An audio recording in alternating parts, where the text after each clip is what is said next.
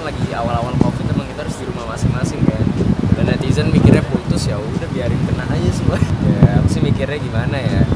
Ya kan kita kan nggak bisa ketemu tiap hari. Kalau nggak ketemu tiap hari kan berarti putus sih. Heran gitu loh, kadang kalau pacaran terus dibilangnya kok pacaran terus jarang ketemu dibilangnya putus, jadi heran gitu. Jadi ya udah. Iya, tapi ngasih mobil itu kayak dia bikin kesepakatan sih, maksudnya ya ini kamu boleh pakai juga, dan jadi untuk masing-masing, tapi lebih sering di rumah dia sih. Ngasih itu gara-gara kan dia baru punya satu mobil kan, dan itu ganti-gantian sama mamanya kalau dia syuting dan lain-lain kan mobil satu aja.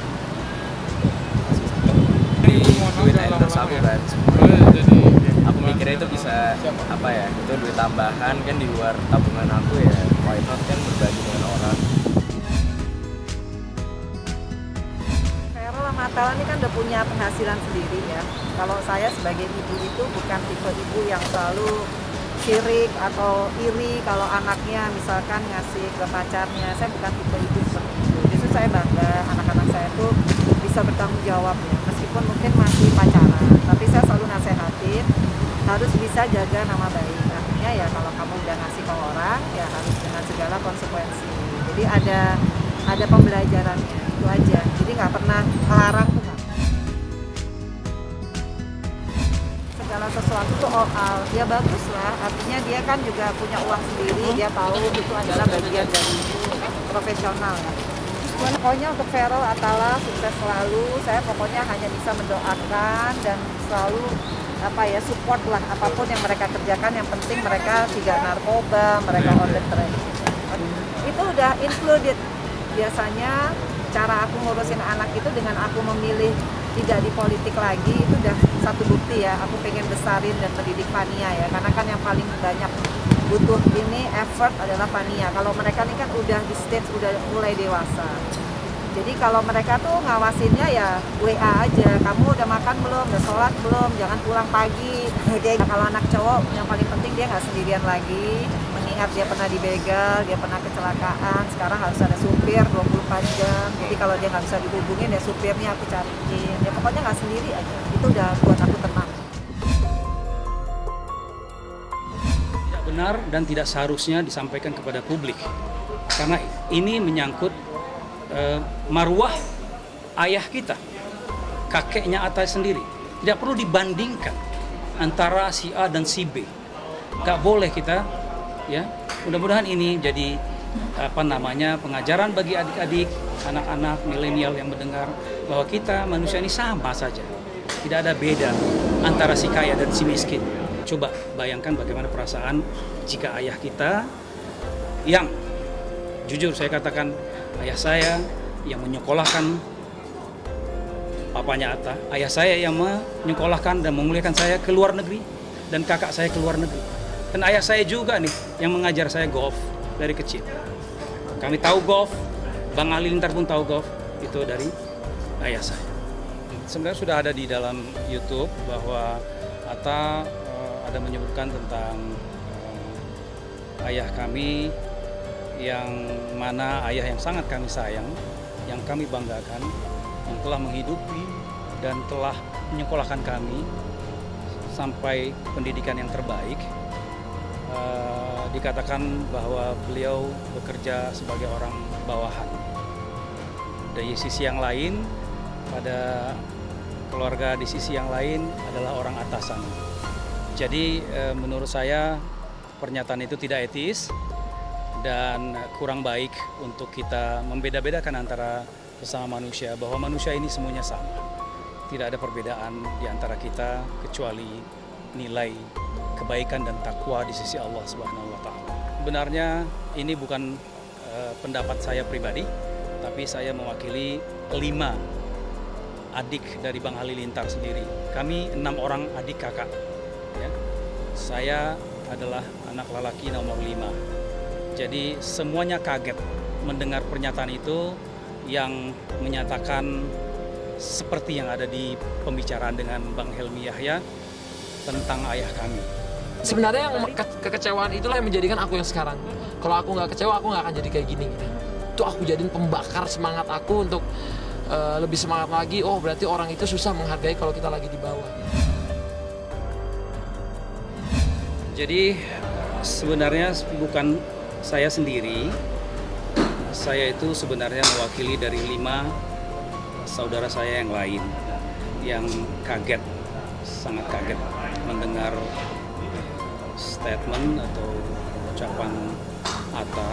Kami bukan tidak tahu akan hal itu, tapi jujur kami semua tidak punya akses untuk sampai kepada Atta ataupun tidak mempunyai komunikasi yang baik ya, kepada Atta. Kalau saya pribadi, saya memang aksesnya tidak ada ke Atta ya, kalau disebut sebagai telepon atau WA ya.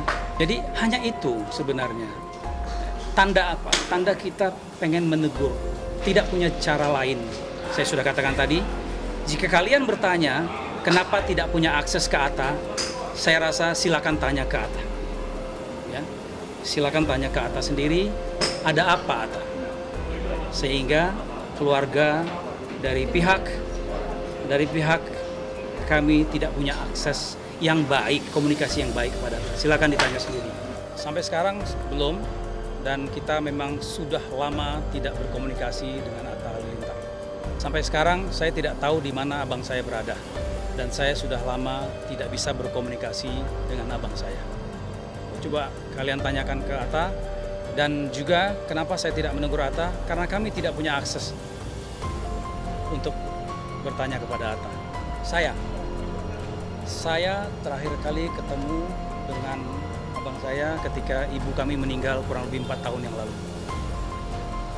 Sebelum itu tidak pernah ketemu. Aku sebenarnya jarang mudik, yang paling penting bawalah diri kita yang lebih baik gitu loh ke kampung, ke orang tua.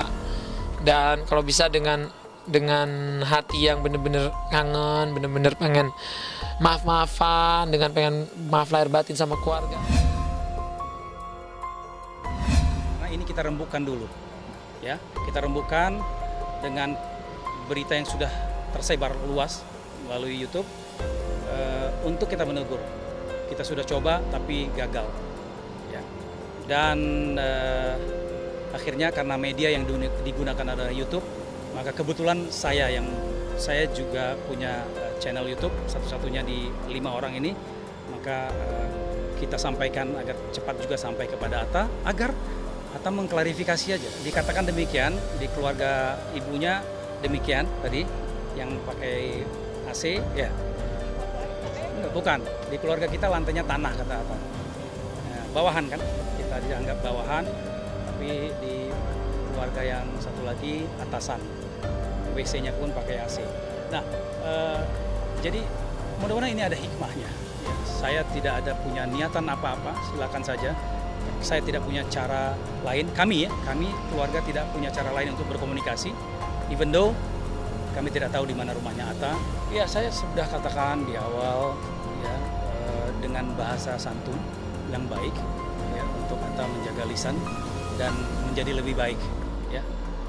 Walaupun kita sudah baik, lebih baik kita selalu diingatkan untuk tetap menjaga rendah hati, ya, dan menjaga bicara kepada orang lain, dan tidak boleh membeda-bedakan siapapun di muka bumi Tuhan ini.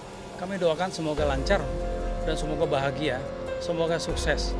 Ya, di YouTube saya sudah katakan kami berharap Atta makin baik, makin sukses. Cuman kami menegur poin itu saja karena menyangkut ayah kita.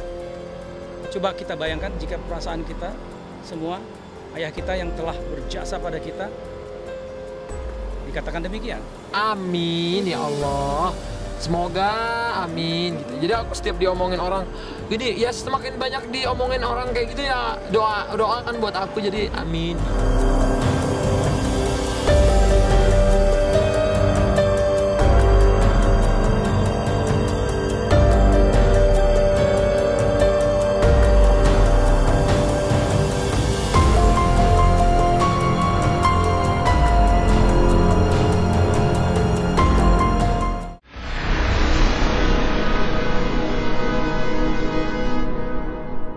Jadi jangan lupa untuk subscribe Cumi Cumi.